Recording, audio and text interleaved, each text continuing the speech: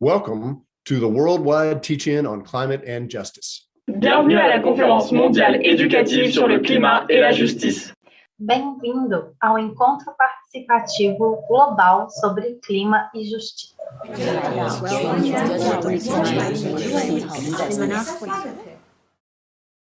Today, we are coming together globally to share our concern for the climate crisis, for climate justice, and to find solutions.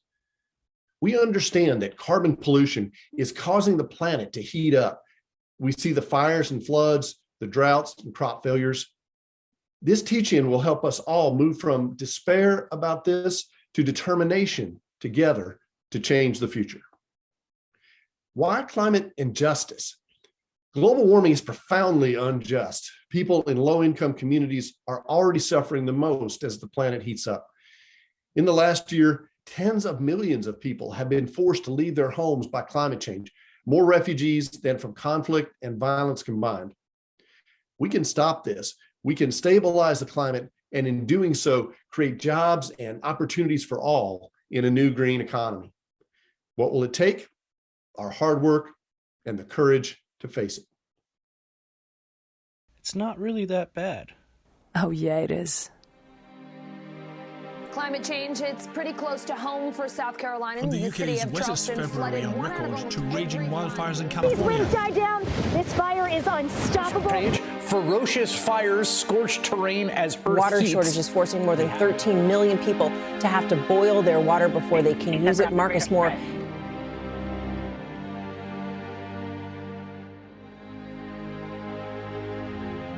It can take air out of my little brother's lungs. What if it submerges my Bangladeshi land of love, magic, stories, and songs? I'm afraid my hands can do nothing to stop the downpour. I'm afraid it will leave us alone in a world of concrete and plastic. Groom Gaia into a vacant void. It will take the green and leave us in the dark. I'm afraid it will bring out the worst in people. Uprooting our families and communities. Leaving our children to an irreversible nightmare. Taking the beauty of each season from us. Causing untold suffering that could have been prevented. I am afraid. I'm afraid. I'm afraid. I'm afraid. I'm afraid. I'm afraid. What are we being taught? What are they teaching us? Economics, literature, math, engineering, history, music. What meaning do they hold if our climate swallows us whole? I can be courageous. I can be courageous. I can use my voice and passion, keep fighting even on the days it feels hopeless. I can fight for my people. I can hold on to the beauty we still have. I can save our land against this man-made havoc. I can be a voice for the sky, the soil, and the sea. I can make a good future for our next generation. I can stand up, even when it feels easier to sit down. I can love my brothers and sisters and protect their lives, because we have the same mother, the great Mother Earth. I can be louder than polluters that try to silence life. I can do my part and lead others around me to do better. I can ask my teacher to make climate. I can ask my teacher to make climate a class. Make climate a class. To make climate a class. Make climate a class.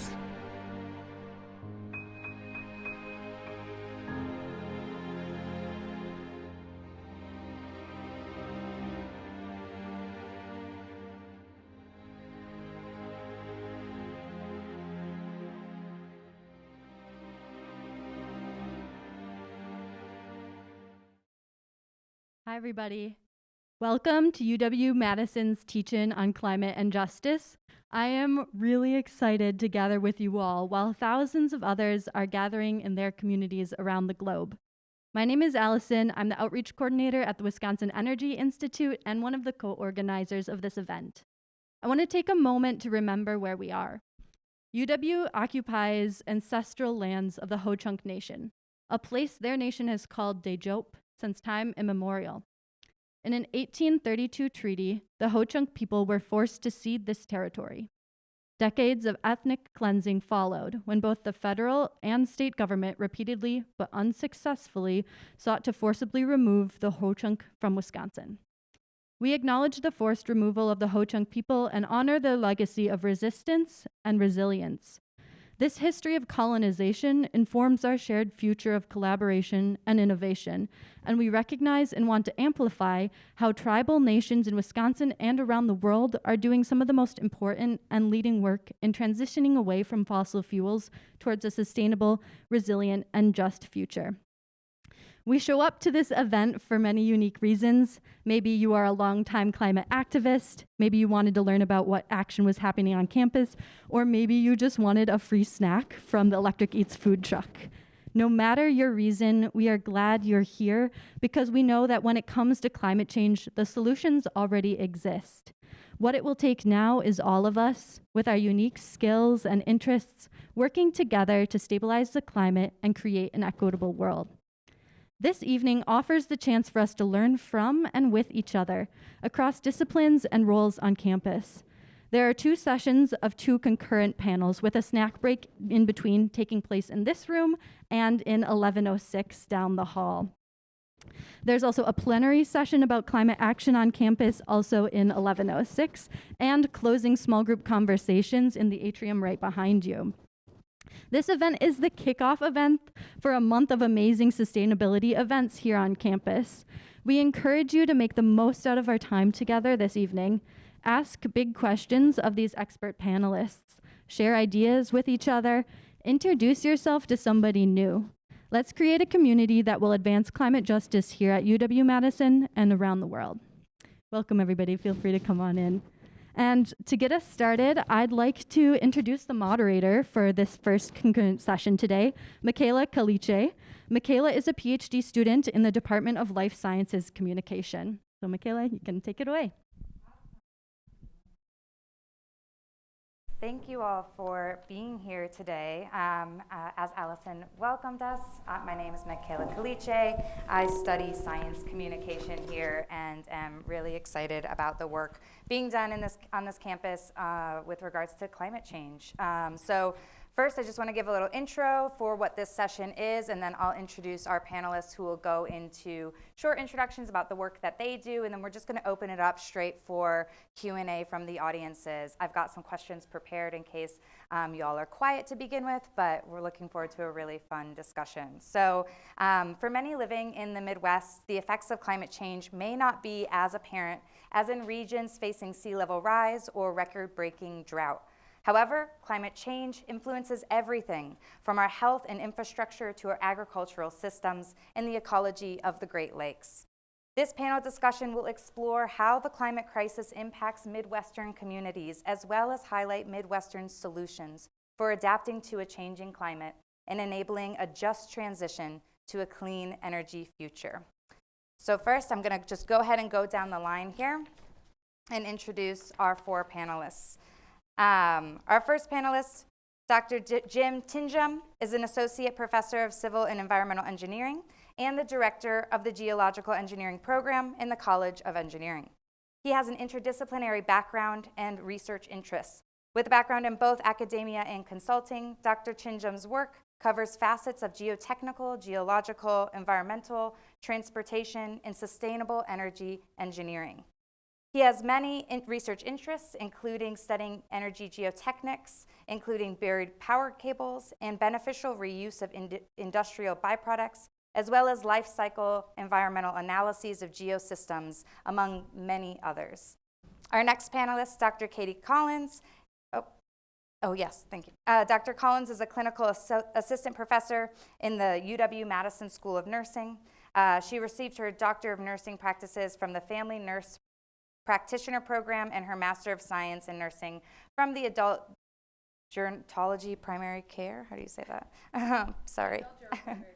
Thank you. Nurse Practitioner program at the University of Illinois, Chicago. She has substantial experience as a staff nurse in hospital, primary care, and specialty care, including working as a nurse practitioner. Her research interests are related to improving domestic violence screening and quality of life for cancer patients, as well as climate change and planetary health. Our third panelist is Dr. Asligül Göçmen, and Dr. Göçmen is an associate professor of geography and environmental studies. She previously came from the Department of Planning and Landscape Architecture, which has really influenced a lot of her current work. Her primary research and teaching interests are in the areas of environmental land use planning, urban environmental sustainability, and the role of planners in promoting environmental stewardship and GIS and urban environmental planning. Her research examines the relationship between land development and environmental performance and the effectiveness of policies, processes, and plans in helping create environmentally sustainable urbanized landscapes. A central theme of her work is the importance of stakeholders in understanding human dimensions, such as their values, attitudes, knowledge, and practices of stakeholders, all related to the various topics that she works on. Last but not least, Dr. Michael Notaro serves as the interim director of and scientist in the Nelson Institute Center for Climatic Research. He's an expert in climate change and its impacts on vegetation, vegetation-climate interactions, regional global climate modeling, Great Lakes and lake effect snow as well. Dr. Notaro is an expert in climate change effects in Wisconsin specifically, as well as doing a lot of local and regional work around the Midwest. He works in collaborations examining vegetation climate interactions and regional climate modeling for the Great Lakes region, as well as serving as a member of the Climate Working Group for the Wisconsin Initiative on Climate Change Impacts. Please welcome, give all of our panelists a warm welcome. Thank you. Awesome. Dr. Tinjum, you can take us off. Is it on already? You know, I'm not sure. Oh. Yep. All right, I'm live. Well, thank you. Sorry I came in late. I was over at the Pyle Center talking about energy. I have 80 practitioners from 30 states at the Pyle Center on solid waste landfill design. So what does that have anything to do with climate justice or environmental issues? Is my colleagues and I and forward thinkers are looking at everything. We are taking that carbon-based chemical energy that we all throw out in the trash every day in our litter, our leaf litter, that is, and we're seeing how we can make zero emission landfills or sustainability campuses as an example of how we use every tool in our toolbox to make this a better, more just world. So as just one example, the Dane County landfill is taking that gas that's generated via anaerobic digestion from the decomposition of waste in a landfill. They are cleaning it of nitrogen and hydrogen sulfide and oxygen and volatile organic compounds to a high BTU compound and injecting it straight into a natural gas pipeline so that when you go home tonight and you turn on your gas range, part of that energy, part of those molecules came from Dane County landfill and from what you disposed of 3-4 years ago. So that's just one of the things that we're looking at in doing all in wind energy, solar energy, bioenergy. It's all good, it's all needed, and those are the things I'm working on in the Midwest to do exciting things out there. So, thank you, Jim. My name is Katie, everybody. Nice to meet you. Thank you for being here tonight. We appreciate you being here and having interest in this, as we do. Hopefully you felt some emotion with that video. I know I did.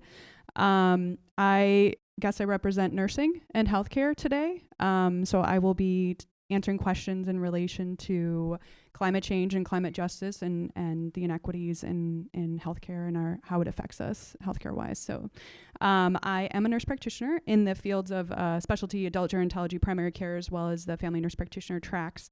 I work over at the School of Nursing. I will be starting as the Global Health Coordinator at the School of Nursing in the fall, so that will include planetary health and justice, and so we'll be working to integrate that into the curriculum overall. So we have some classes that focus on it, but my goal is to integrate it into full curriculum, which involves education of the faculty and staff as well as the students. And the hope is to bring that to the healthcare systems as well. So, you know, the future nurses will be bringing that and being able to educate their patients on the health effects that we see in relation to climate change. it's something that I feel very, strongly about, because I think it was something when I was in graduate school that was really not covered, and I was shocked about that. And then when I got into clinic, it was still something we didn't really talk about. And it's kind of missing the forest for the trees, and, excuse the pun, but we are huge, the healthcare systems are a huge, or we create huge amounts of waste, right? And so there's this idea of the cognitive dissonance and the moral distress that we feel as healthcare providers in terms of the amount of waste that we generate on a daily basis with paper, with PPE, with carbon emissions and all of that through the hospitals and healthcare systems. So it's something that I'm happy to talk about today, and then talk about on an individual level as well. So being a nurse practitioner, before I came into academia, I worked in a federally qualified health center. And so most of my patients, probably 85% of my patients, didn't have insurance. Most didn't speak English. I saw many immigrants, refugees, and I actually really got to see firsthand the impacts that, climate change and the inequities and injustices that there are in relation to climate change in healthcare. And so that really kind of furthered my passion and something that I hope to share more with you today. So thank you. Thank you, and thank you all for being here. Is my voice clear enough, or do I need to take the mask off? Okay, great. Good to see you all. I have a little different approach to the opening remarks, so I can tell you a bit more about my students' work. One of them just last week defended her master's thesis in geography and environment and resources joint program, looking at urban heat island impact and basically the effectiveness of planning plans, the quality of the plans, community plans on that. So we can talk more about that, but what I prepared to talk a little about today is how municipal governments approach climate change, and I'd like to take a few minutes with that. Maybe, should I do it now? All right, so local governments use a range of tools to address climate change in two distinct and often complementary ways. First involves climate change mitigation, and the second involves climate change adaptation. So you are probably familiar with the terms, but I'd like to go over them just a little bit and give some examples. So climate change mitigation means reducing the amount of heat-trapping greenhouse gases in the atmosphere to prevent the planet from warming to even higher temperatures. This can be done with reducing the amount of greenhouse gas emissions and increasing the amount of carbon storage. And in the community sense, you may have heard the term low-carbon communities. Basically, that's what they try to do. When we look at different contributors to greenhouse gases, it's important to note that a significant proportion of greenhouse gas emissions in the US come from community-based things that local government can be influential in reducing. For instance, according to the Environmental Protection Agency, EPA, transportation accounts for 29% of the greenhouse gas emissions, but obviously some of that transportation is generated outside our communities, such as through air travel. Electricity production accounts for 25%, and commercial and residential uses account for 13%. Local governments have significant opportunities and a range of tools at their disposal in providing solutions in reducing emissions. For instance, with reducing vehicle miles traveled, or VMT, producing and using renewable energy, and incentivizing and requiring energy efficient building. They also have significant opportunities in helping increase carbon storage by protecting and increasing natural resources such as forests. Municipal governments often have different plans, and some of these plans involve municipal operations and others involve the whole community. Often municipalities find it easier to start with municipal operations and lead the way for the entire community. A local example of this practice is the renewable energy plan for City of Madison, which currently targets municipal operations. Climate change adaptation means changing our individual and community practices to protect humans, other living beings, and the natural and built environments from the impact of climate change. In adaptation, it's critical to understand local risks and vulnerabilities, whether it's social vulnerabilities or the vulnerabilities in our natural and built environments, and plan accordingly. For instance, two important risks of global warming in coastal communities is the rising sea levels and increases in the frequency and intensity of storms. Adaptation measures may involve building seawalls to decrease the intensity of storm surge and thus to decrease the chance of major destruction and flooding inland. But it's important to note that seawalls will not be able to protect communities from the rising sea levels.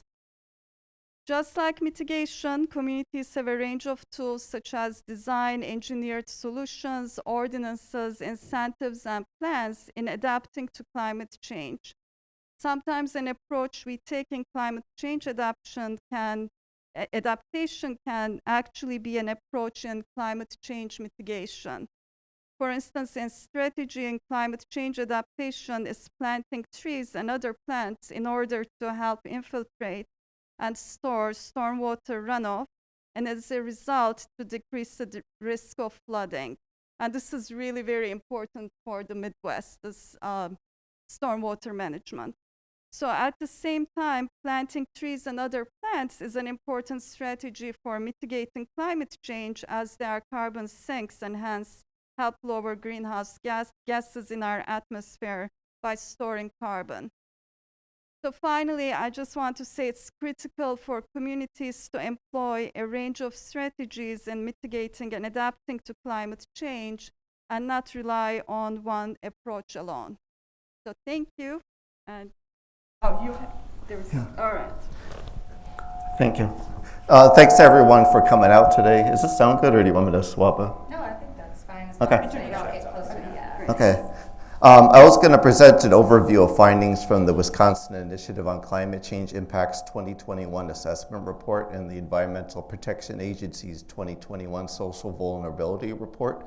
The Wiki report responds to Governor Evers' Executive Order 52 to collect and update scientific data on Wisconsin's rate of climate change, along with its... We're getting Okay, that was concerned about.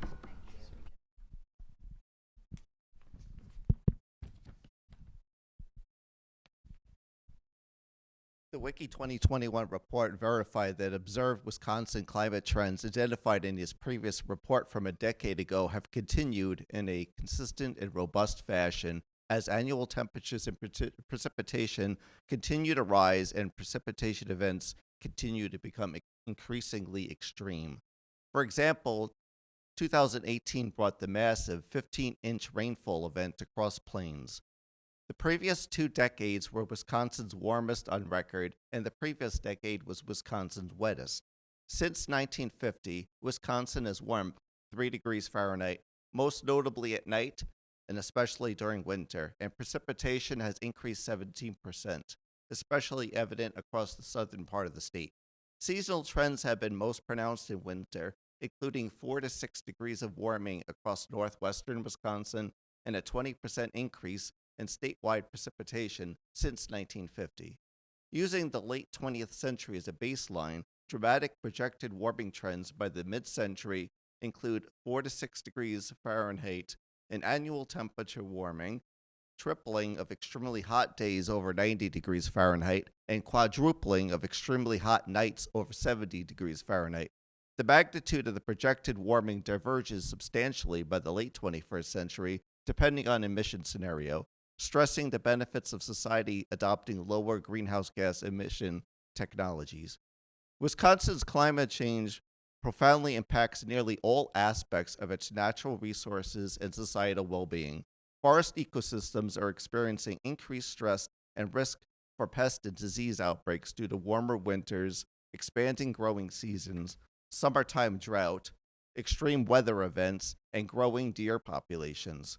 Warming is leading to the loss of paper birch across the North Woods. As cold season precipitation increases, waterlogged soils are delaying springtime planting. Rising temperatures and reduced snowpack are stressing snowshoe hare and ruffed grouse populations. Based on a climate change vulnerability assessment for 60 seeded territories species performed by the Great Lakes Indian Fish and Wildlife Commission, some of the species that are highly to extremely vulnerable include the snowshoe hare, moose, American marten, and manumin, or wild rice. Warmer water and more extreme precipitation have supported harmful algal blooms and decreased water quality. Heavy rainfalls have enhanced nutrient runoff and soil erosion off agricultural fields, producing poor water quality. Rising water temperatures and declining ice cover threaten cool and cold water fish, which have high health, spiritual, and cultural values to our state's 11 tribes. The Great Lakes are likely to experience greater water level variability with more extreme highs and lows. Increased wave activity and storm surges will decrease the stability of coastal bluffs. Our state's built infrastructure was based and designed on past climate conditions and is therefore vulnerable to climate change-induced increases in precipitation, earlier spring thaws, increase in freeze-thaw cycles, and higher water tables. The impacts of climate change are characterized by glaring social inequities. Climate change threatens the sustainability of plants and animals that have provided subsistence, spiritual, and cultural values to Native American communities for generations, including their practices of wild rice harvesting. These tribes cannot move their reservations boundaries if species that they rely on become no longer viable on their land. Furthermore, by the mid-century, the frequency of days with a heat index over 105 degrees Fahrenheit is expected to triple in cities such as Milwaukee, putting elderly and chronically ill populations at high risk for heat stroke and dehydration. Due to the Herman Eat Island effect, low-income residents in urban regions with extensive cemented asphalt are particularly vulnerable to increase in extreme heat, especially if they lack access to air conditioning. Black and African Americans are 40% more likely than other populations to currently live in areas with high projected enhancement and mortality rates due to climate change projected increases in extreme heat. Under the scenario of a 7-degree Fahrenheit global temperature rise, Black and African Americans are 60% more likely than other populations to currently live in areas prone to premature mortality due to climate change degradation of air quality associated with particulate matter. Climate change action must recognize and address these and many other social inequalities, protect the lives and well-being of our state population. So we'll open it up. Has questions?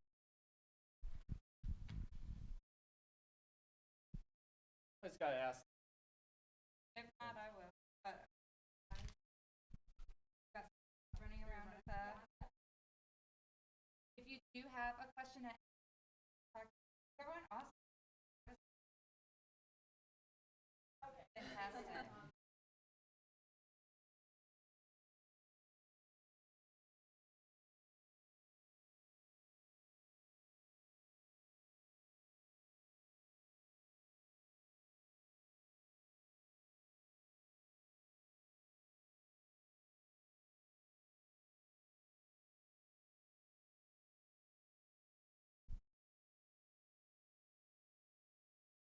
Sure.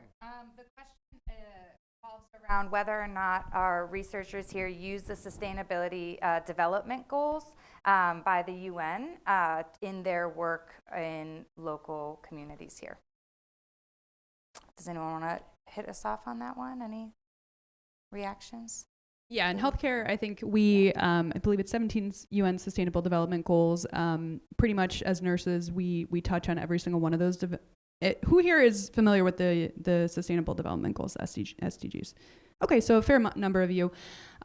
So basically, there's all kinds of areas of overall well-being in healthcare that the UN wants us to address. Clean water, poverty, access to appropriate healthcare, et cetera, and so forth. And so I would say that that is something that that's something that I do make sure that we educate our nursing students on. It's something that we need to know. It's something that it really provides a great framework for us to frame our education of our nursing students, in terms of what's important for overall healthcare. So, I think we actually have a social justice course that I teach that actually we go into the sustainable development goals a little bit deeper and kind of ask the nursing students how we can bring that into kind of our day-to-day interactions with patients. So I don't do it from a research standpoint at this point yet, but we do it from a very kind of, patient to kind of one-on-one or even community-based ideal. So it's really a mindset that we want our nurses to take into the healthcare setting. So that's super applied. Yeah. Anybody? Thanks, Lori, for the question. Similarly, I don't use it for research framing, but we cover it in my green urbanism course. We don't do a comprehensive review, but we cover it as part of sustainable development and sustainable communities. Any other comments on those? Okay. Are there any other questions from the audience? Keep us going here. Great.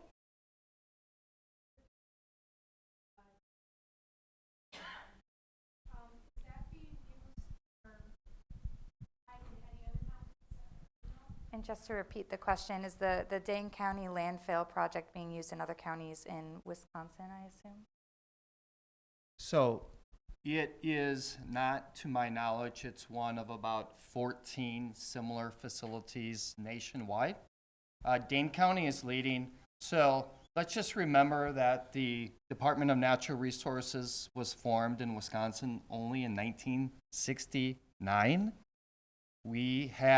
Everybody had a village dump at that point. And basically in 52 short years, Dane County has renamed their waste department Waste and Renewables, and they're developing a sustainability campus. So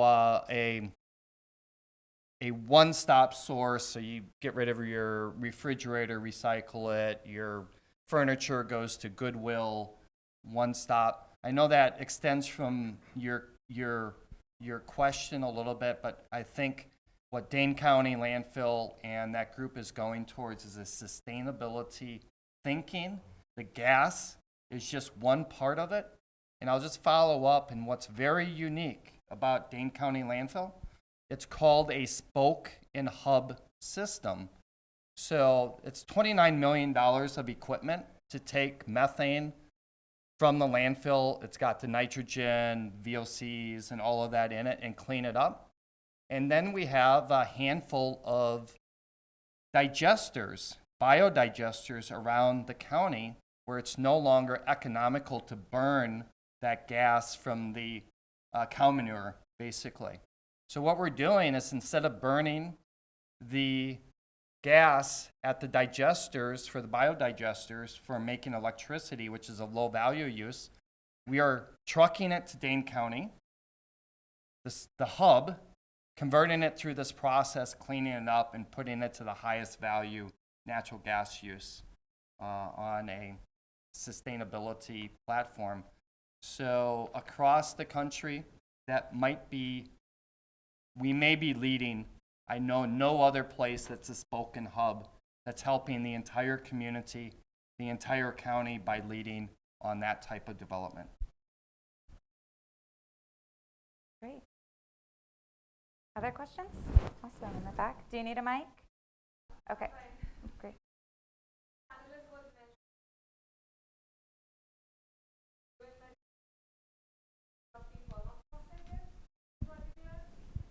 All right. Yeah, so the question is about stormwater and Midwest, correct? My hearing is really bad, so I want to make sure.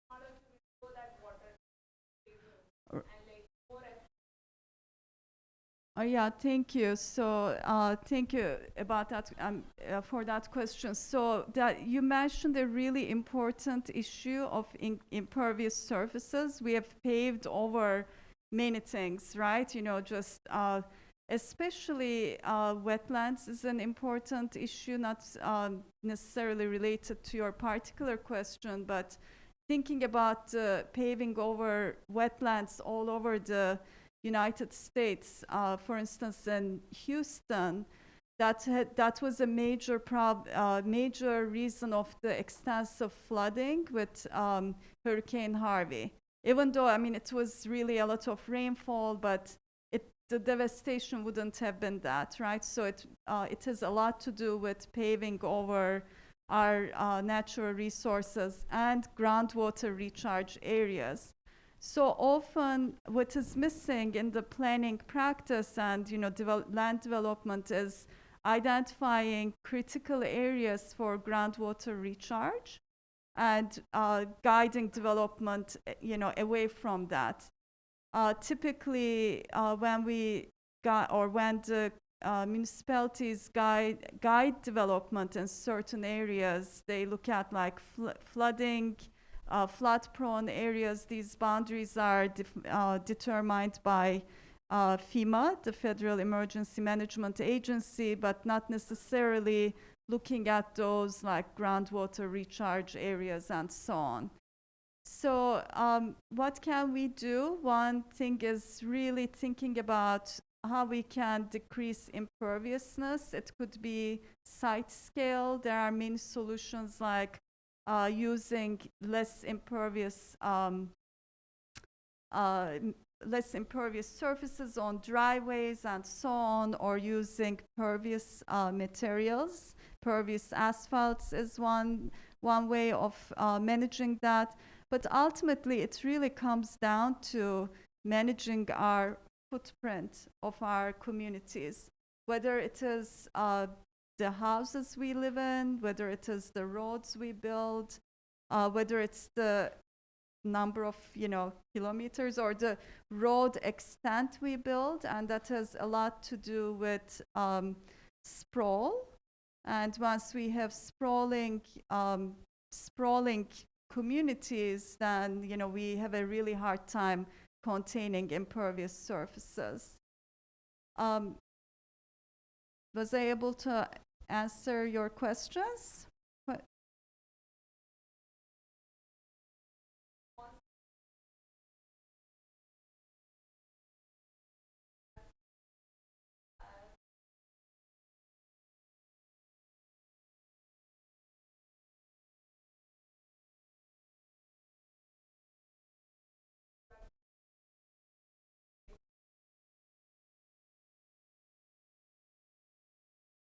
Right. Yeah, I'm not sure about the technical aspects of the catchment areas. I mean, it really depends on the type of development. If we are talking about retention and detention ponds, like it's some subdivisions, residential subdivisions, for instance, require that. But I don't know. Do you have a thank you. Yeah, so I'm a civil engineer, and these types of requirements can be put into zoning codes. So basically, if you have a development, you are required to retain the 10-year storm on your property to levels that it would have been pre-development. So maybe that means a swale, a retention basin, and they can be made to look very nice, I guess, these days, not just some square, ugly retention box. So yes, so it really is up to our administrative units, and we can put in those zoning codes and require development to retain, absorb, keep water on the property at levels that it was pre-development. And that's extra cost. The developers don't like it. You can't build as many units in a development. You had to have more green space, but it's very doable, and it's very doable with actionable it's very actionable with a concerned citizenship pressing their city, county units. Thank you. Oh, go ahead. Add one more thing. Thank you. The other thing I want to mention, some communities put a limit on impervious surfaces per property. So, and we don't have that, but some others like us, we pay an impervious surface fee on private property to basically discourage from having extensive amount of impervious surfaces.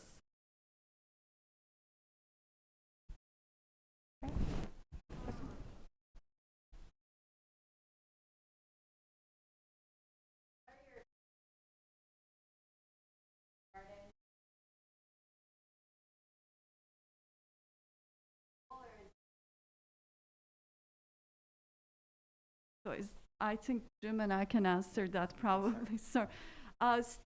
Well, I mean, they do help, but they are not going to stand a major storm. Like if there's going to be inches and inches of rain in a couple of hours, they cannot handle that much water, but they do help. So I don't, again, this is something I don't necessarily know the exact amount of infiltration that they provide, but that's one of the many measures that we should be thinking about, and that's something individual, homeowners can do, and they're like in terms of, for instance, rain gardens, and it's not that expensive. It's a few $100s to put in, and that really helps at that individual site level. I'll just respond that every small action helps if millions upon tens of millions of people do it. These types of actions may be insignificant in your household on the bigger scheme, but your neighbor does it, your neighborhood does it, the community does it. I look at it similar to turning your heat down to 66 degrees at night and saving that 6 degrees of energy in your house. If everybody did that, it would be a huge savings. So what we do at home has impact because there are millions and tens of millions and billions of us that can take those actions. It all adds up. President Duro had something to add. Thank you. Cool. I was going to say that in a more semi-arid area like the Southwest United States, a rain barrel could be very valuable. Currently, there's often drought and irregular precipitation, and that's going to amplify in the future. So being able to collect that water when it occurs and making it available in dry periods is very valuable. In the northern states, we tend to have more water than sometimes we need. So maybe it's less valuable in this region. Fantastic. We have time for one more question. Sure. Great, thank you.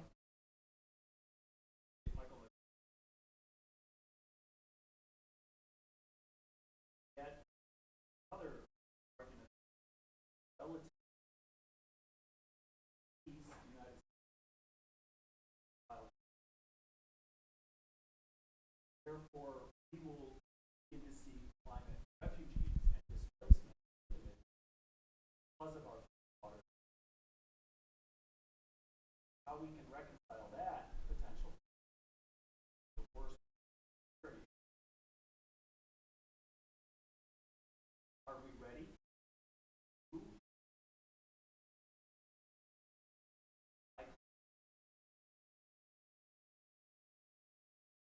I got interviewed before about related to this climate haven for the Midwest, and my comment was, I think in general that's true. I mean, we typically don't get the massive impacts of the severe fires of the West, the extreme tornado outbreaks or the hurricanes of the Southeast and when sea level rise.